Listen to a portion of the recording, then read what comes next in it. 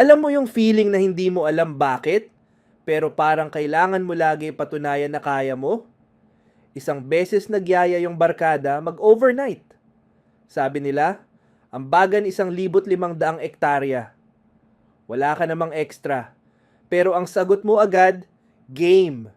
Pag uwi mo, tinignan mo wallet mo. 300. May 2 resibo pa na hindi mo alam saan galing.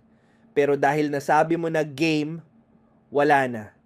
Ego na ang kalaban, hindi ka naman pwedeng umatras. Kaya ginawa mo ang pinakamature na desisyon bilang isang lalaki. Nag-fast food ka ng 2 linggo, tubig muna sa labas. At nag-message ka sa tropa ng, pre, baka pwedeng sa susunod ko na bayaran kalahati. Tapos pagdating sa overnight, ikaw pa pinakamaingay. Ikaw pa nagdadala ng speaker. Kasi kapag wala kang pera, kailangan malakas personality mo. Ganun yata talaga. Minsan, hindi naman sa mayabang, hindi rin sa nagpapasikat. Parang instinct lang na ayaw mong magmukhang mahina. Ayaw mong marinig yung, ay ganun ba? Wala ka pala. Kaya sasabihin mo na lang lagi, okay lang, kaya ko to.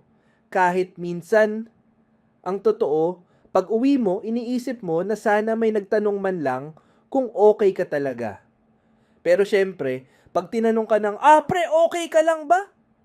Automatic sagot mo, oo naman, classic.